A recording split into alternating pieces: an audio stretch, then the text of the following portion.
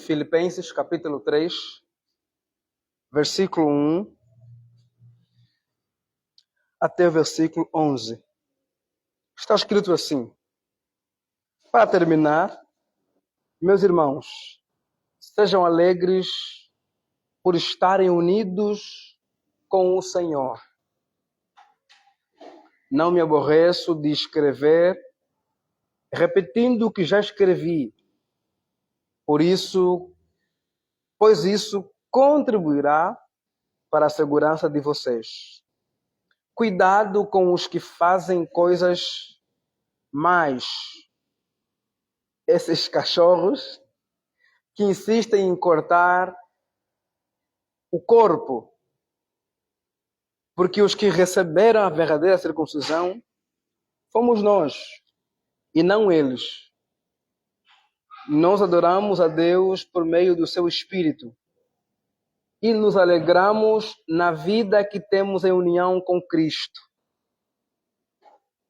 Em vez de pormos a nossa confiança em cerimônias religiosas como a circuncisão. É verdade que eu também poderia pôr a minha confiança nestas coisas. Se alguém pensa que pode confiar nelas, eu tenho ainda mais motivos para pensar assim. Fui circuncidado quando tinha 8 dias de vida. Sou israelita de nascimento, da tribo de Benjamim, de sangue hebreu. Quanto à prática da lei, eu era fariseu e era tão fanático que perseguia a igreja. Quanto ao cumprimento da vontade de Deus, por meio da obediência à lei, ninguém podia me acusar de nada. No passado, todas estas coisas valiam muito para mim, mas agora, por causa de Cristo, considero que não tem nenhum valor. E não somente essas coisas, mas considero tudo uma completa perda, comparado com aquilo que tem muito mais valor, isto é, conhecer completamente Cristo Jesus, o meu Senhor. Eu joguei tudo fora, como se fosse lixo, a fim de poder ganhar a Cristo e estar unido com Ele. Eu já não procuro mais ser aceito por Deus por causa da minha obediência à lei, pois agora é por meio da minha fé em Cristo que eu sou aceito. Essa aceitação vem de Deus e em Cristo que eu sou aceito. E se baseia na fé, perdão. Tudo o que eu quero é conhecer a Cristo e sentir em mim o poder da sua ressurreição. Quero também tomar parte dos seus sofrimentos e me tornar como ele na sua morte, com a esperança de que eu mesmo seja ressuscitado da morte para a vida. Amém? Pai Santo, obrigado pela tua graça, obrigado pela tua bondade que nos alcançou. Sua palavra foi lida, ela há de ser exposta. Rogo que o Senhor fale conosco esta manhã, que o Senhor nos instrua e nos conduza, em nome do Senhor Jesus Cristo. Amém e amém. Queremos dar as boas-vindas ao nosso irmão Gilson, irmão Richard Batista, que nos visita. Deus abençoe, é muito bem-vindo. Quero que aplaudam o Senhor primeiro do irmão Gilson, por gentileza. Amém. Todos retomam seu assento, fique à vontade. Quero esta manhã pensar convosco um pouquinho sobre a excelência do conhecimento de Cristo. Queridos Filipenses, o capítulo 3, o livro todo, é um livro em que o apóstolo Paulo está escrevendo, assim como boa parte dos seus escritos, com a intenção de colocar as coisas nos eixos. Ele está solucionando alguns problemas, respondendo a algumas perguntas que lhe foram formuladas, ou então, pelo menos, tratando de alguns problemas que lhe foram relatados. E, no fim, além desses itens, algumas das coisas que Paulo trata em suas cartas, e aqui especificamente em Filipenses, ele os trata de forma também preventiva. E é muito provável que o capítulo 3 de Filipenses seja um capítulo em que o apóstolo Paulo está tratando de algo preventivo.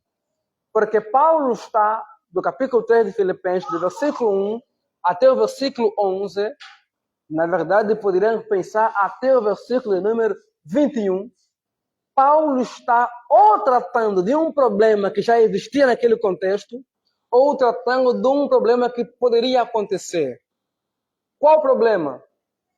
É o problema de gente judaizante. Quem são os judaizantes? São aqueles que querem fazer do cristianismo um sincretismo com elementos do judaísmo. Digamos, querem pegar práticas judaicas, querem pegar crenças judaicas e usá-las ou adaptá-las à realidade do cristianismo. Odete, não fica perturbado, ele é criança, é tranquilo, tá? Fica descansado, faz parte da idade dele. Ninguém vai julgar vocês por isso. Não tenha vergonha. Que querem fazer o quê? Querem pegar elementos rituais da realidade judaica e trazê-las para o cristianismo, como que se para ser cristão temos de nos submeter a essas práticas judaicas. E aqui no capítulo 3, quais práticas são essas? Vejam, o capítulo 3, o versículo de número 2 e 3, quando Paulo menciona homens que se mutilam. No 2 e no 3 ele vai dizer o quê? A verdadeira circuncisão. Então, a mutilação que ele menciona aqui é a circuncisão, que é uma prática judaica, que é comum, inclusive, também em Angola, mas que no judaísmo era feito com 8 dias depois que nasceu o menino. Os judaizantes diziam o quê? Se vocês quiserem ser cristãos, quiserem participar da aliança de Deus, do povo de Deus, vocês têm de ser o quê? Judeus. Judeus em que sentido? À medida que vocês, por exemplo, fazem o quê? Cumprem a circuncisão. Como diz o versículo 2 e como diz também o versículo de número 3. E Paulo vai reforçar isso o quê? Também no versículo 9.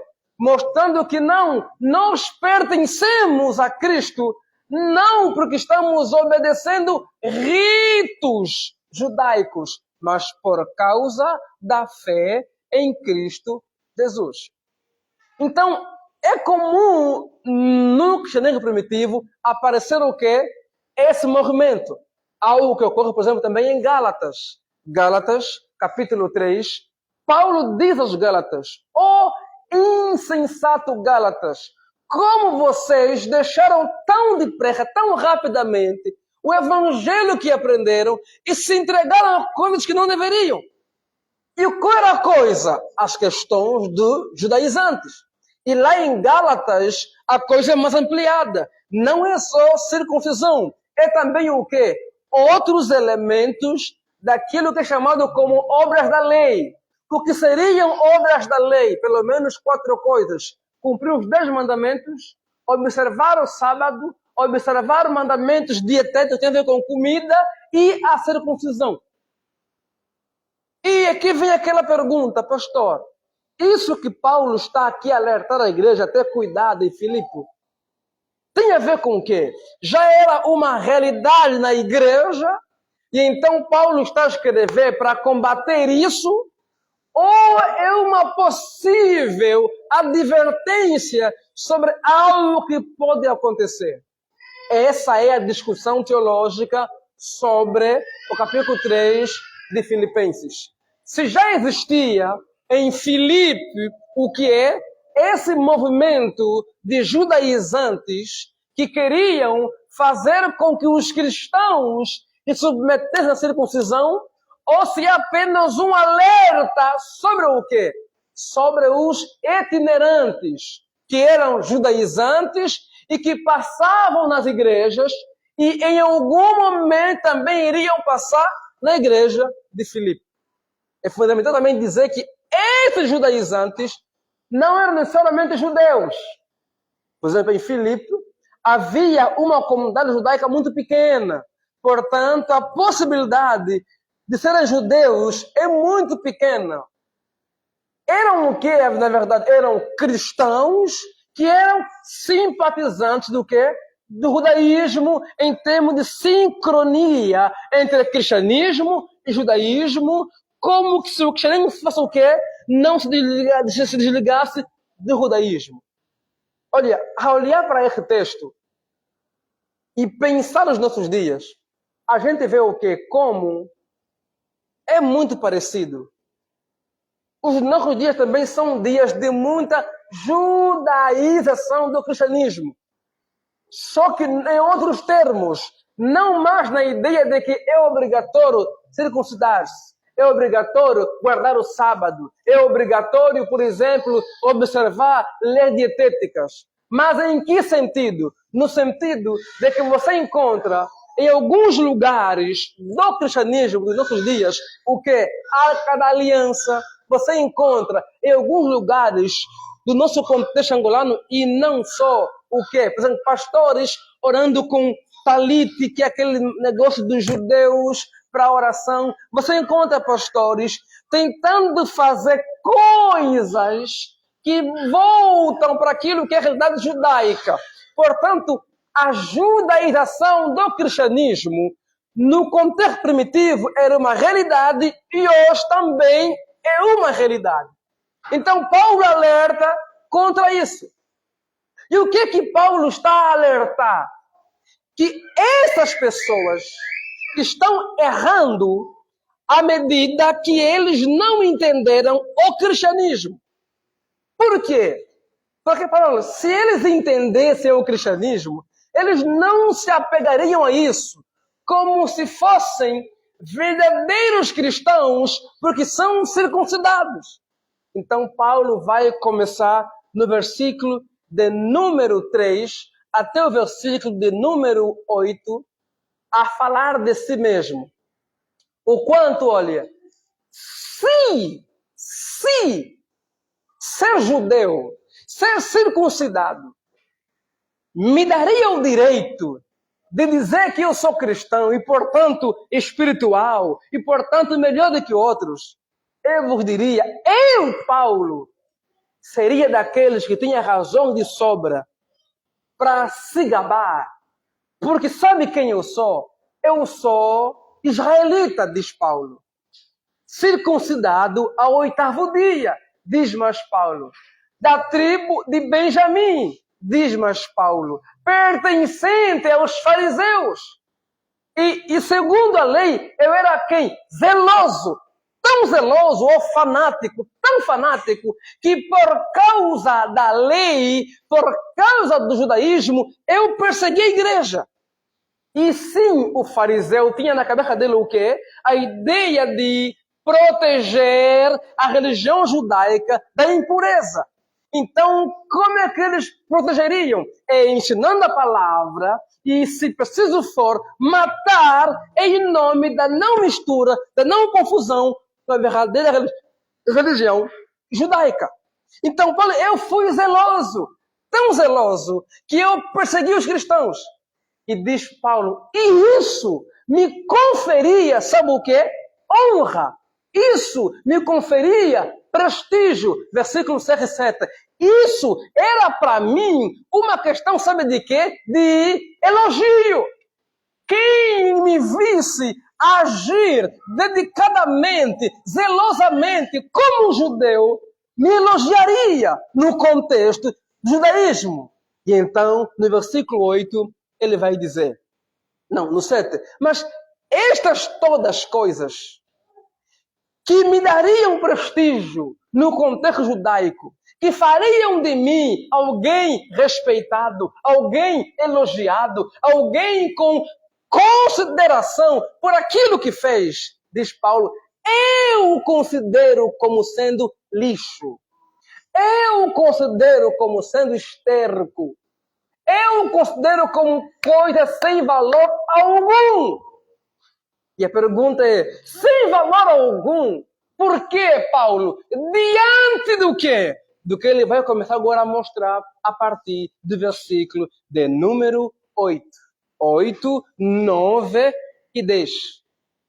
Tudo aquilo que me daria prestígio, tudo aquilo que seria razão de me gabar, de me apegar e ser elogiado, eu considero nada. Versículo 8. Comparado o quê? Comparado à excelência de conhecer a Cristo. E aqui está um ponto. Por que Paulo está disposto a perder tudo que lhe daria prestígio, que é muito maior do que qualquer outra coisa, enquanto os homens de versículo 2, versículo 3, se apegam a isso, se apegam à circuncisão, se apegam à judaização, para se gloriar, para se vangloriar, se achar alguma coisa. Paulo dizendo, aquilo que seria razão de glória, aquilo que eles se apegam para se gloriar, para mim, é esterco, é lixo, não tem valor nenhum, eu me esvazio disso. Por quê? Diz Paulo. Porque quando a gente compara tudo isso com o privilégio, com a graça de poder conhecer a Jesus Cristo, isso aí é nada. Digamos, quando eu coloco na balança o conhecer a Cristo, o pertencer a Cristo, e tudo isso que poderia me dar razão de ser elogiado, tudo isso é nada comparado a Jesus. E há um teólogo chamado N.T. White, que ele trabalha a ideia que Paulo tem em mente o quê? Uma espécie de paralelo entre Filipenses 3, versículo 8 em diante, com Filipenses 2, do verso 5 ao verso 12. O quê? Paulo fala de quem? De Jesus como Deus esvaziado. Aquele que, sendo Deus, não teve por usurpação em ser igual a Deus. Mas que fez o quê? Que não se apega a isso. Que não fica preso aí, mas faz o quê? Se esvazia da sua glória, de todos os direitos que ele tinha, de prestígio, de ser visto como um ser digno de adoração. E faz o quê? Se torna gente. E como gente, se torna servo. E como servo, obedece até a morte e morte de cruz. Parece que Paulo, inspirado em Cristo, que se esvazia, que abre mão de toda a sua glória, de todo o seu prestígio, faz o quê? Faz a mesma coisa. É inspirado no Deus esvaziado que Paulo diz o quê? Tudo aquilo que me daria prestígio, nome, elogio, não é nada comparado a pertencer, a conhecer o Senhor Jesus Cristo de Nazaré. Em outras palavras, Paulo está imitando o Senhor. O Paulo esvaziado, o Paulo que se esvazia de sua glória, que se esvazia de prestígio, que se esvazia de elogios, está imitando o quê? Está imitando o Senhor, que se esvaziou de sua glória e se fez gente, que se esvazia de sua glória e vem habitar no nosso meio. Agora, pastor, por que conhecer a Cristo é excelente para Paulo? O que Paulo está combatendo aqui em Filipenses 3? Os versículos de número 4, 5, 6, Paulo vai mostrar isso. O quê? Mostrar que estes homens se apegam na judaização, se apegam naquilo que é a ação judaica, ritos judaicos, para quê? Para serem justificados, para serem aceitos no meio do povo de Deus, para serem vistos como pessoas que Deus aceitou. E então, a partir do versículo de número 8, 9 e 10, Paulo vai mostrar o que é que não. Nós não somos aceites por Deus por seguir alguns ritos religiosos. Nós não somos aceites por Deus por se submeter a práticas judaicas.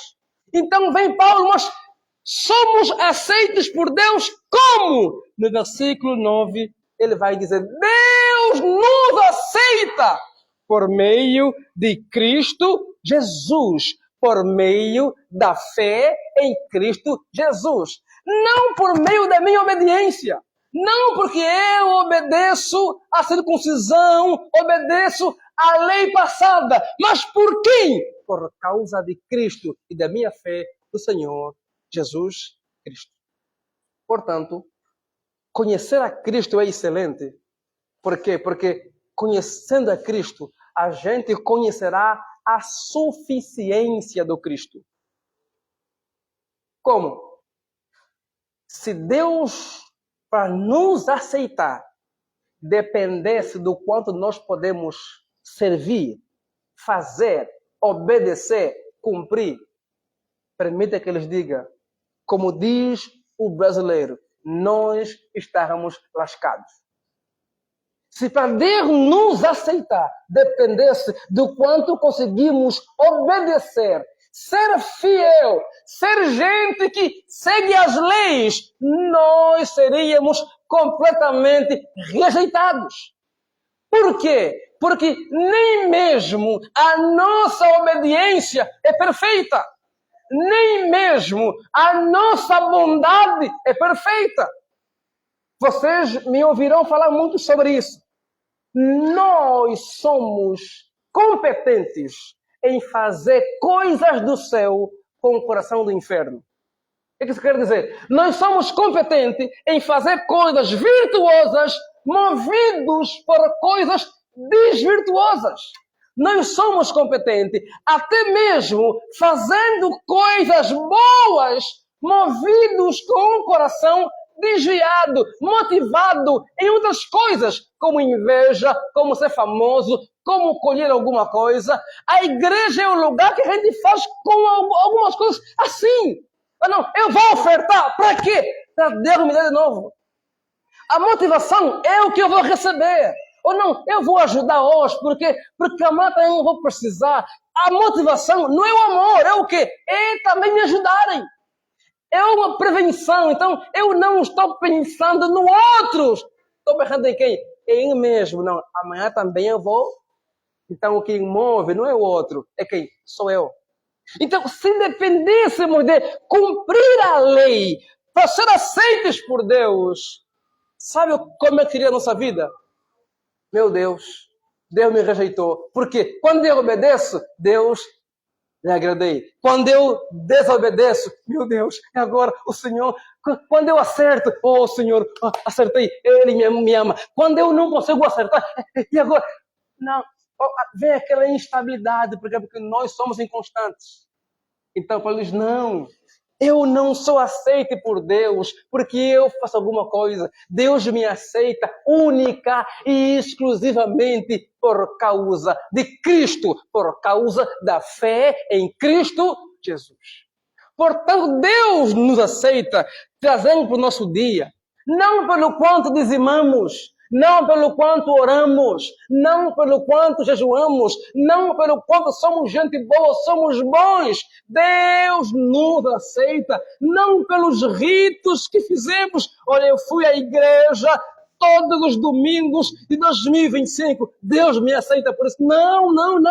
Isso é uma bênção. Como pastor, me alega ver gente comprometida. Isso é maravilhoso. Mas Deus nos aceita. Sabe por quê? Por causa da obra de Cristo na cruz do Calvário. E crendo nisso, nós somos aceitos por Deus. Portanto, se você está buscando acertar para Deus te aceitar, você não entendeu o cristianismo. A igreja é o lugar em que nós podemos falar a mesma coisa, mas movido com motivação diferente. Por exemplo, eu estou obedecendo a Deus. Os dois obedecem a Deus. Mas um obedece. Sabe por quê? Porque ele quer que Deus lhe aceita. E o outro obedece porque já foi aceito por Deus. Percebe a diferença? Aquele que obedece porque quer que Deus lhe aceita é alguém religioso que correrá atrás, fará as coisas para merecer alguma coisa da parte de Deus em termos de aceitação. E por consequência, ele se verá muitas vezes, sabe como? Se verá em desespero. Porque ele perceberá que ele não consegue fazer as coisas que Deus manda fazer, simplesmente porque ele quer fazer. Agora, aquele que faz as coisas que Deus manda, não para ser aceite, mas porque Deus lhe aceitou, ele faz como? Com alegria. Ele faz como? Sem desespero. Ele faz confiante, porque ele sabe, Deus não me aceita porque eu sou boazinha, que eu sou bonzinho. Deus me aceita por causa de Cristo Jesus. E é porque Cristo me aceitou que eu posso agora dizer, eu pertenço ao povo de Deus. Não é porque eu oro muito, não é porque eu leio muito a Bíblia, não é porque eu sou o melhor ofertante, dizimista, não é porque eu sou crente narrativo. Isso tudo é muito importante, mas deve ser buscado, não para Deus me aceitar, mas para quê? Como alguém que entendeu. Porque Deus me aceita, eu obedeço. Porque Deus me aceitou, eu quero caminhar fiel a Ele. Porque Deus me aceitou, eu oro. Porque Deus me aceitou, eu jejuo. Porque Deus me aceitou, eu contribuo. Porque Deus me aceitou, eu não estou fazendo para ser aceito por Ele. Não, Ele já me aceitou como alguém que pertence a seu povo. E por causa disso, eu faço o quê? Eu caminho como deveria caminhar. Então, Paulo nos mostra que conhecer a Cristo é excelente, sabe por quê? Porque Cristo é suficiente. Suficiente para quê? Para que a gente seja aceite por Deus. Para que a gente seja parte da família de Deus. Para que a gente consiga participar da aliança de Deus. Então, se alguém entrar aqui nas portas de Jesus e nos perguntar o que é que eu devo fazer para Deus me aceitar e pertencer ao seu povo, por favor, não diga para ela, não pode mais colocar calça, não pode mais beber, não pode mais fumar, não pode mais mentir, não pode mais... Esqueça isso. Para Deus me aceitar, não é sobre essas coisas. É sobre o quê? É sobre dizer, olha, confie completamente na obra de Cristo na cruz do Calvário. Ah, mas eu fumo! Confie completamente na obra de Cristo na cruz do Calvário. Deus não me aceita, não é Jesus e mais minha obra, não é Jesus e mais deixar de fumar, beber. Pastor, então pode isso? Não, não é que pode. É que no começo não é sobre eu aceitar Jesus, crer nele e não mais beber. É sobre o quê? É simplesmente sobre crer na obra de Cristo na cruz do Calvário. Então venha bêbado, venha fumante, venha com as calças, venha sei lá, venha e creia somente na obra de Cristo. Não existe bengala, não existe Cristo e mais alguma coisinha. Não é Cristo e mais o quanto eu sei. Não é Cristo e mais o quanto eu consigo ser bom. Não é Cristo e mais Maria. Não é Cristo e mais o meu pai e minha mãe. Não é Cristo e mais o quanto eu oro jejum.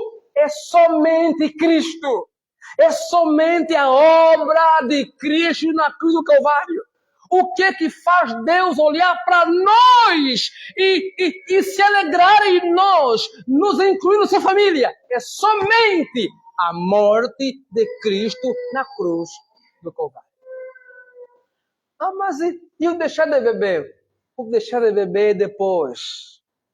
O deixar de beber, de fumar, de se drogar, de prostituir, é depois. Mas depois como? É depois no processo de quê? De santificação. Qual é o que vem depois, quando Paulo vai dizer que tudo isso é esterco comparado a conhecer a Cristo? Então ele vai dizer, tudo que eu quero é fazer o quê? Versículo 10. Tudo que eu quero é conhecer a Cristo. Ele diz que somos aceites, versículo 9, 8 e 9, aceitos por Deus somente pela obra de Cristo. E no versículo 10 ele vai dizer, por que tudo que eu tinha é esterco? Aqui está o ponto. Porque o que eu quero agora é fazer o quê? É conhecer a Cristo. Então, por que se alguém que vem para Cristo abandona a bebida, abandona a embriaguez, no caso, abandona a mentira, abandona aquilo que ele tinha, que era ruim, e até mesmo aquilo que ele tinha, que lhe dava prestígio. Vou lhe dar um exemplo aqui, típico, de Angola. Tem um cantor que era muito famoso, um kudurista. Muito famoso. Talvez havia uma disputa sobre quem era o melhor kudurista de Angola. Os dois se destacavam. Um com um discurso mais intelectual, mais profundo, e o outro mais simples, mais do gueto. Embora ambos tenham histórico de problemas com bandidagem. Esse se converteu. Está vivo até hoje. E deixou de cantar. É o Bruno M. E ele desapareceu. Ainda é famoso, mas nunca mais ouvi música dele. Ele agora prega. E aí vem aquela pergunta, mas por quê? O que aconteceu? A resposta é tudo que ele poderia ter de nome, de fama, de prestígio, como talvez o segundo ou o melhor cantor de kuduro de Angola, comparado a conhecer a Cristo, virou o quê? Esterco. Virou esterco. Não para Deus lhe aceitar. É porque Deus aceitou o Bruno M, pecador, limitado. Que agora o que ele quer? Tudo que ele quer o quê? É conhecer a Cristo. Conhecer a Cristo quer dizer o quê? Quer dizer se relacionar com Ele. Quer dizer ter contato com Ele mais profundo. É aqui, nessa dimensão, que fica o quê? Que abandona a bebedice. É aqui que abandona o quê? Que abandona a prostituição.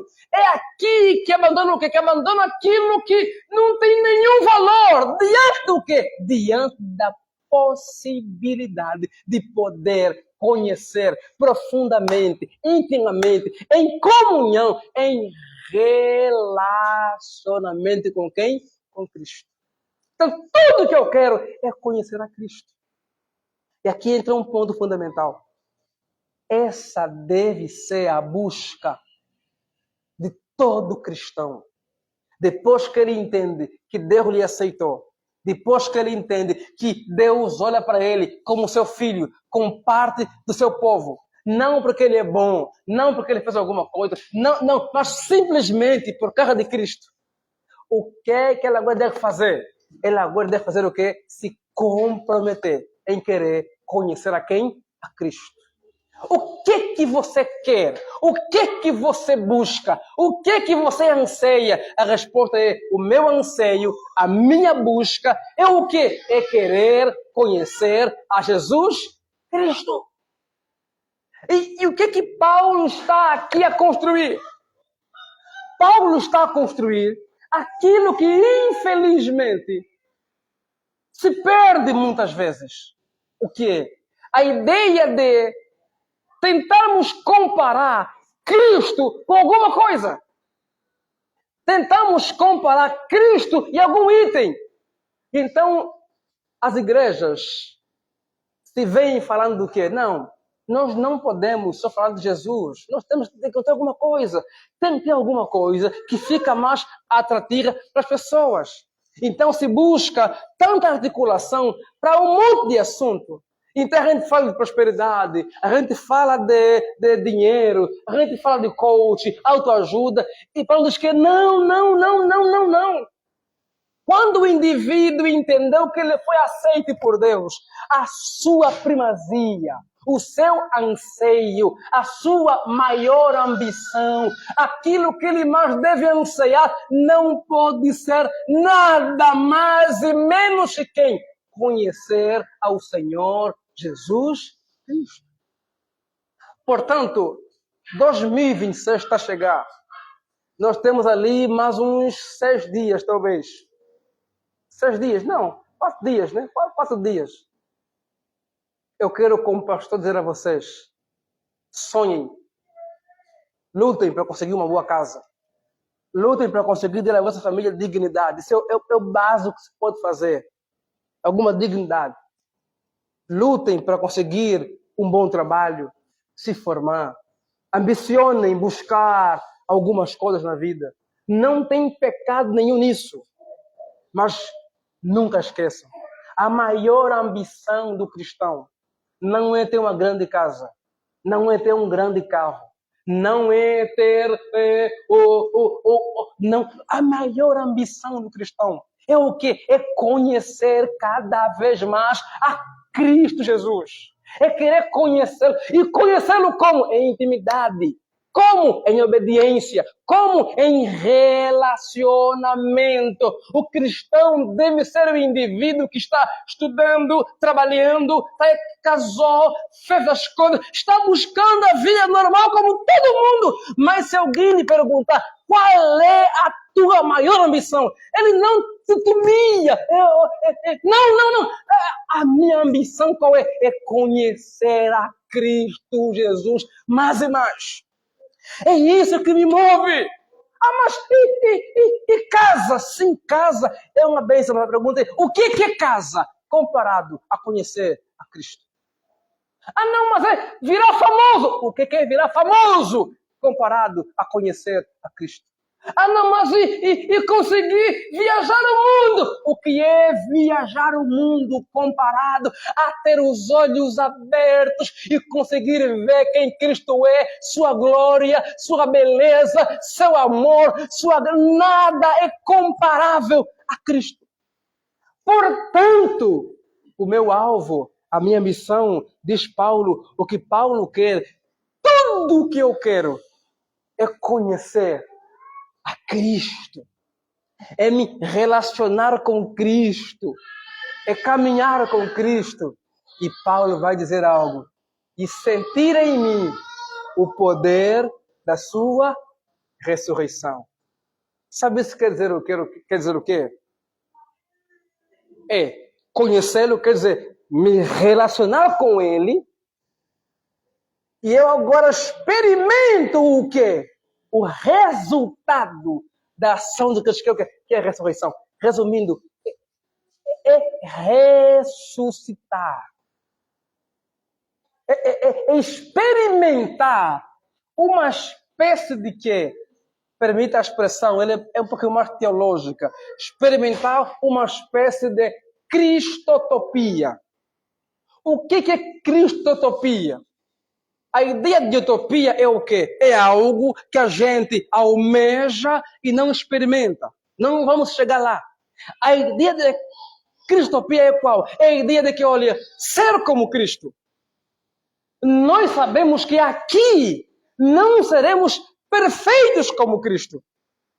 Mas essa cristotopia é uma espécie de quê? É uma espécie de experimentar em dimensão menor aquilo que Cristo é. É a ideia de, olha, de ser uma nova criação. O cristão é o indivíduo que, querendo conhecer a Cristo, buscar a Cristo, ele pode ser o quê? Alguém que experimenta o poder da ressurreição. Ele experimenta a cristotopia. Digamos, não somos perfeitos como Cristo é, mas experimentamos essa nova criação no Cristo. Mas nos tornamos o quê? Novos homens. Homens e mulheres ressuscitadas. Homens e mulheres que experimentam o poder da ressurreição e, portanto, não são apenas mais como Adão e Eva, que são pecadores. São o quê? Pessoas que experimentam em algum nível o quê? A ressurreição do Senhor Jesus Cristo. Aqui e agora. É nessa dimensão que falamos de uma ética escatológica. Pastor, explica isso melhor, eu explico. O que é uma ética escatológica? É a ideia de que o estilo de vida do futuro invade a vida no presente. Como? O estilo de vida da Nova Jerusalém, que é futuro, quando Cristo ressuscita e a gente experimenta, sente a ressurreição dele aqui em nós, a gente faz o quê? A gente experimenta o quê? Aquela ética, aquele estilo de vida do porvir, aqui, agora. Em termos miúdos. Sabe por que o cristão não deve mentir? Não é meramente por moralismo.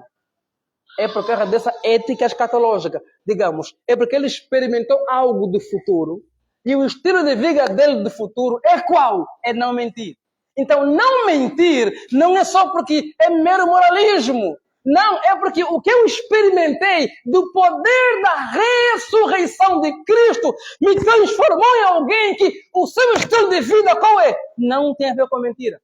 Então ele não rouba, não é por mero moralismo, não. Ele não rouba por quê? Porque o estilo de vida que ele tem agora é o estilo de vida de quem? De alguém lá da Nova Jerusalém, mas que mora onde? Em Luanda. Então, experimentar o poder da ressurreição aqui e agora tem a ver com o quê? Tem a ver com ser gente que vive em Luanda, mas ele experimentou algo da Nova Jerusalém. Ele não é só alguém de Luanda, ele é alguém da Nova Jerusalém. E, portanto, mentir é algo que ele joga fora. Não é meramente por uma ética barata, é uma ética do futuro, que invade o presente. E agora eu caminho em Luanda como um indivíduo que... Todo mundo mente, né? Eu não minto. Mas por quê? Porque você é melhor. Não é que sou melhor. Mas por quê? É que o meu estilo de vida, aquilo que eu experimentei, a ressurreição, me fez o quê? Viver uma nova vida, na qual não se mente, na qual não se embriaga, na qual não se rouba, na qual não está envolvido com as coisas imorais desse contexto. E não é para Deus me aceitar. É que é o normal. O normal desse novo mundo, o normal da ressurreição é isso. Então Paulo quer o quê? É conhecer a Cristo cada vez mais. E sentir nele o quê? O poder da ressurreição de Cristo Jesus. Aqui entra um ponto que eu tenho que vos dizer. Como pastor, eu não posso ficar vos dizendo, olha, vocês não podem mentir, não devem roubar, meramente por discurso. Só vos falar não é suficiente. Saber que não devo mentir não basta. Porque eu posso saber que eu não devo mentir. Saber não é poder. Eu posso saber que não devo mentir e ainda assim mentir. Eu posso saber que eu não devo adulterar e ainda assim adulterar. Eu posso saber que não devo roubar e ainda assim roubar. Agora, se eu sei, como é que eu vou viver segundo aquilo que eu sei? Só se você experimentar o quê? O poder da ressurreição de Jesus em você. Porque é a ressurreição de Jesus em você que te faz o quê? O novo homem que pode agora andar e não mentir mais, andar e não roubar mais, andar e não adulterar. Não é meramente para cumprir a regra. Vira o quê? O teu novo estilo de vida. Vira o quê? O normal para você. Porque na ressurreição eu ressurjo para o quê? Para uma nova vida. Então, o amar a Deus em oração não é meramente mais uma obrigação, é algo que faz parte da experiência do poder da ressurreição em você. Por isso, o cristão ou o cristianismo é mais do que regras para cumprir, é nova vida. É transformação, é o poder da ressurreição tocando você. E então você agora obedece, não mais como mera lista a cumprir, mas como quem de fato foi ressuscitado e tem uma nova vida. Um exemplo, não é o melhor, mas pode ajudar. Sabe o quê? É alguém que experimenta um acidente e quase morre porque não usou cinto de segurança. Olha, quando ele voltar para a vida, o que vai acontecer? Ele entra no carro. E a primeira coisa que ele vai fazer é pegar o cinto de segurança e colocar aqui. Se alguém faz um acidente porque acelera muito o carro, quando ele subir no carro e percebeu que quase morreu, das coisas que ele mais vai fazer é conduzir com o quê? Com prudência. Sabe por quê? Não é porque colocar o cinto é só uma regra de trânsito. É por aquilo que ele experimentou. Ele tem uma nova vida. Ele sabe, na nova vida que eu tenho, o cinto não pode faltar. Porque sem ele, eu estarei vivendo como quem caminhava antigamente. E sabe como é o fim de quem caminhava antigamente? É correr o risco de quê? De morrer. Então, eu não posso mais viver a vida de morrer. Eu tenho que caminhar como quem de fato quer viver. Assim também é o cristianismo. As coisas não se cumprem apenas porque o pastor fala, porque eu li, porque eu sei. As coisas se cumprem porque fomos transformados, capacitados a fazer como deveríamos fazer. Então, Paulo vai dizer mais. Vejam a parte final do verso de número 10. E quero também tomar parte do seu sofrimento e me tornar parte da sua morte. Paulo está disposto a fazer o quê? A sofrer por Cristo. Porque Paulo percebeu que a morte de Cristo, Jesus Cristo, não era meramente um indivíduo que andou aqui. A morte dele trouxe o quê? A salvação, a possibilidade de sermos aceitos por Deus. Então, para Paulo, se preciso for sofrer por e com Cristo, ele o faria. Esse é o anseio, irmão, olha a loucura. Olha a loucura. Isso aqui é uma loucura, isso aqui. Isso aqui é um absurdo. Alguém dizer que quer sofrer com Cristo. Se ele está disposto a ser perseguido, a ser morto, se preciso for por causa de Cristo. Então, eu pergunto a vocês, irmãos, esse novo cristianismo de hoje, Deus nos dá, de que tudo vai ser como... A gente foi buscar onde? Na Bíblia. Os homens que entenderam que era seguir a Cristo, fizeram o quê? Olha, depois de compreenderem quem Cristo era, sua obra, o anseio deles era conhecê-lo, experimentar seu poder e por ele sofrer. Digamos, ainda que me matem, me persigam por Cristo. A pergunta é, o que é viver comparado a conhecer a Cristo? Vocês conseguem entender isso? O que é o meu bom nome? O que é liberdade? Esse nosso mundo nos promete o quê? Liberdade, prosperidade, riqueza. A pergunta é, o que é isso diante do conhecer a Cristo? Diz Paulo, se preciso for sofrer por Cristo, eu estou disposto. Não, ele não diz isso. É o que ele quer. Sabe por quê? Porque parece que para Paulo, sofrer por Cristo é uma honra. Se lemos 2 Timóteo, capítulo 1, versículos de número 8 e 9, Paulo vai dizer, Timóteo, não te envergonhes do Evangelho de Cristo. E nem de mim, que sou seu prisioneiro. E ele vai então explicar a razão de por que não deveriam ser envergonhados do Evangelho. Ele vai dizer, porque Cristo nos elegeu nele quando éramos pecadores. Portanto, para Paulo, sofrer por causa de Cristo é uma honra. É uma honra ser perseguido, ser maltratado. Por quê? Porque fazer isso é participar do sofrimento de Cristo. Então, Seguir a Cristo, meus irmãos, não é promessas. Deus vai te dar, Deus vai fazer, Deus tem de fazer aquilo. Se Deus não fizer, rasga a Bíblia. Não, não. Seguir a Cristo é estar disposto por Ele sofrer. Agora, só sofre por Cristo quem entendeu quem Cristo é, quem entendeu o que Ele fez por nós, quem entendeu a gloriosa honra de pertencer a Cristo. Mas vejam agora o versículo 11, quando ele vai dizer: e com esperança eu também aguardo o quê? A ressurreição. Aqui Paulo mostra o quê? Olha, se a gente sofre com Cristo, a gente sofre, mas não sem esperança.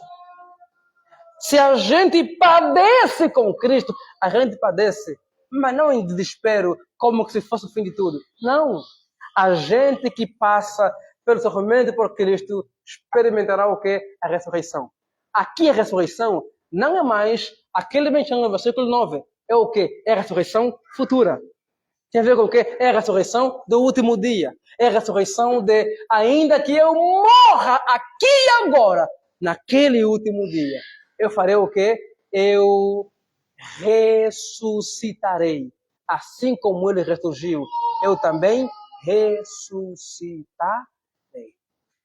Portanto, para Paulo, o que ele quer é sofrer por Cristo, mas ele sabe que sofrer por Cristo não significa sofrer sem esperança.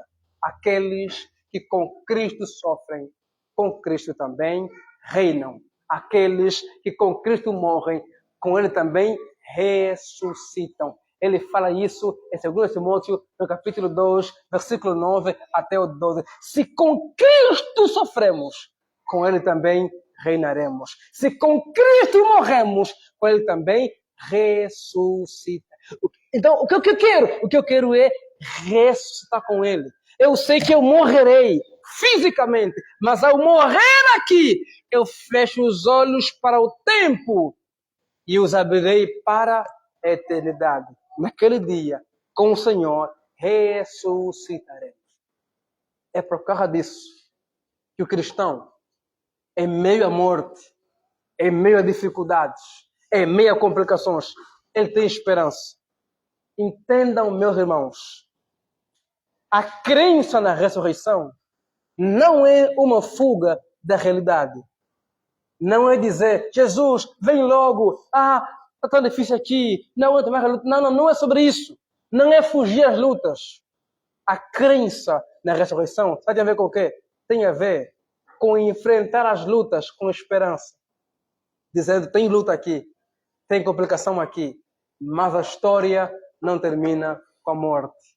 A história não terminará com dor. A história não terminará com miséria.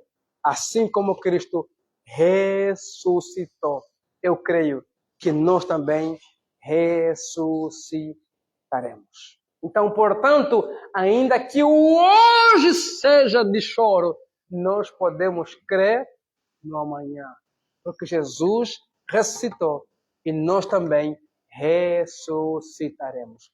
E por isso podemos cantar: porque Ele vive, posso crer no amanhã, porque Ele vive, temor não há. Mas eu bem sei, que a minha vida está nas mãos do meu Jesus. E vivo porque Ele vive, porque Ele vive. Posso crer no amanhã, porque Ele vive. Temor não há, mas eu bem sei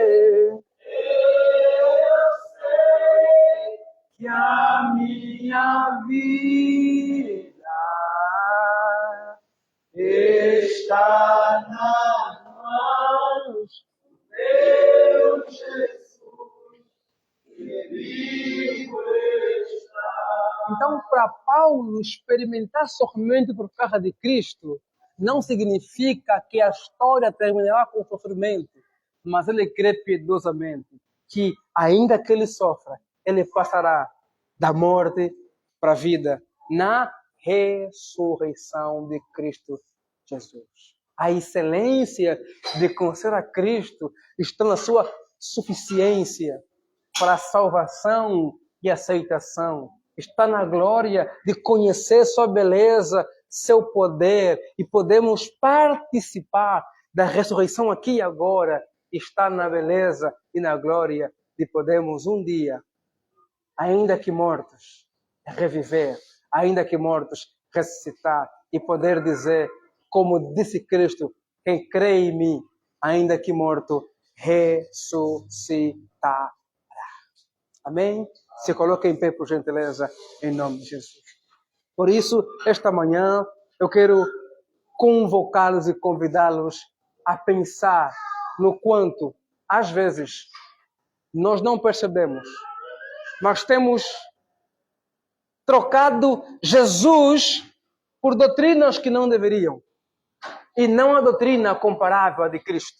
Às vezes trocamos práticas religiosas para ser aceitos por Deus. E talvez eu precise fazer isso. Talvez você não seja judaizante, mas você acha que Deus vai te aceitar por você conseguir ser certinho, certinha. Por você conseguir ser a mais dedicada. Não, não. Esqueça isso. Deus te aceita por causa da obra de Cristo na cruz do Calvário. Confie somente nisso. E, por favor, não perca de vista algo. Nada deve ser a nossa ambição, a nossa maior ambição. Podemos ter pequenas ambições, mas a maior ambição nossa deve ser conhecer a Cristo.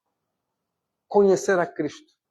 Conhecê-lo cada vez mais, na comunhão com Ele, na busca do conhecimento dEle, se aprofundar mais nele, relacionamento com Ele, e então participar, experimentar o poder da ressurreição.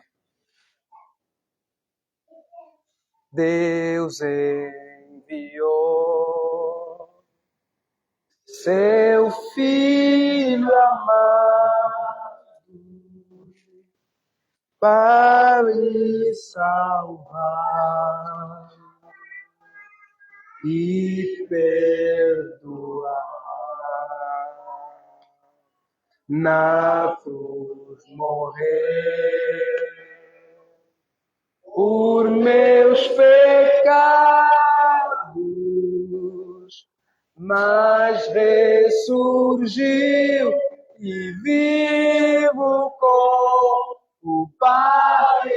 Oh, porque Ele vive, porque Ele vive, posso crer no amanhã, porque Ele vive, temor não há. Mas eu bem sei, eu sei que a minha vida está nas mãos do meu Jesus, que vivo está. E quando enfim chegar a hora em que a morte enfrentarei sem inventar, terei vitória, verei a glória meu Jesus que vive. Oh, porque Ele vive, porque Ele vive. Posso crer no amanhã, porque Ele vive. Temor não há, mas eu bem sei, eu sei que a minha vida está nas mãos do meu Jesus que vive. Oh, porque Ele vive, porque Ele vive. Posso crer no amanhã, porque Ele vive. Temor não há, mas eu bem sei, eu sei que a minha vida está nas mãos do meu Jesus. Em vivo está. Pai, essa é a nossa esperança.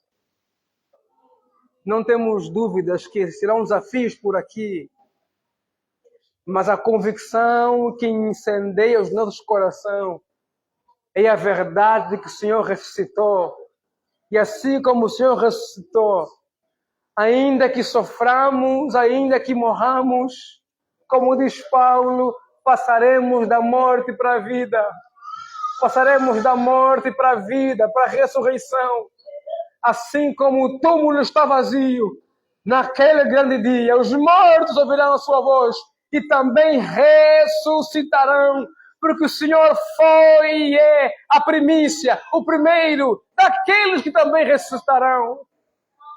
Pai, em nome de Cristo, pedimos nesta manhã, neste final do ano, nos ajuda a não perder de vista a doutrina da suficiência de Cristo, a doutrina do quanto somos salvos, aceites por Ti, simples, unicamente por meio da cruz de Cristo Jesus. Não pelo quanto podemos acertar, não pelo quanto podemos ser bons ou ser crentes devotos, mas por causa da Tua obra. E isso deveria nos dar descanso, confiança, tranquilidade e alegria, porque a salvação e a aceitação divina não depende da minha constância, do quanto eu posso aceitar.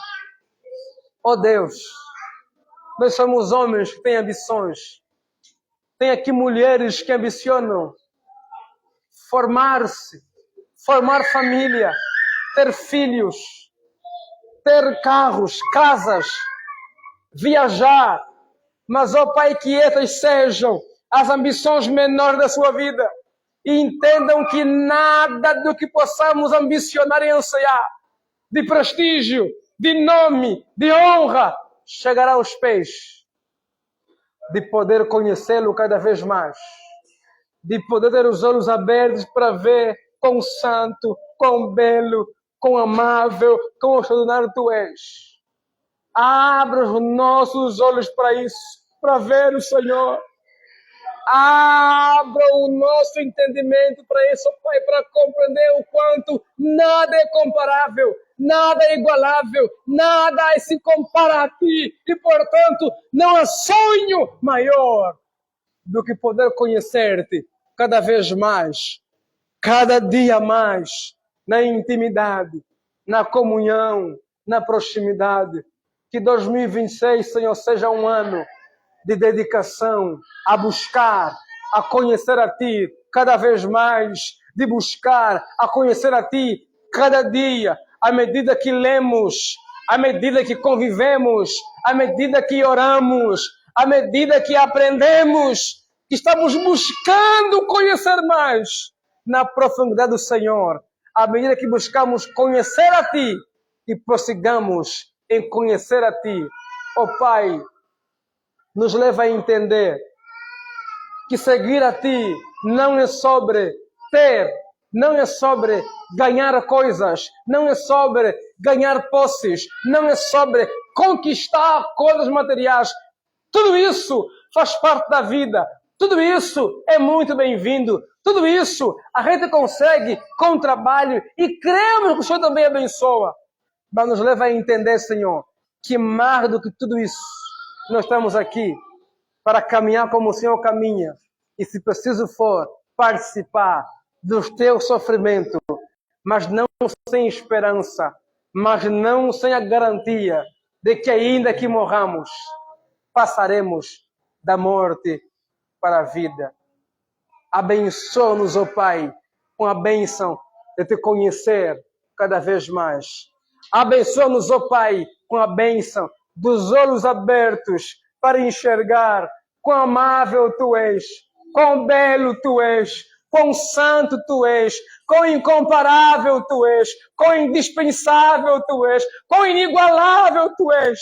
Abençoa-nos, ó Pai, com a bênção de ter os olhos abertos para ver que Tu és o ser mais desejável desta vida, em nome de Cristo.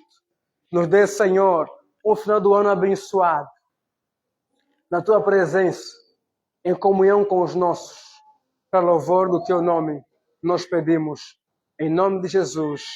Amém e amém. Aplauda o Senhor. Deus abençoe.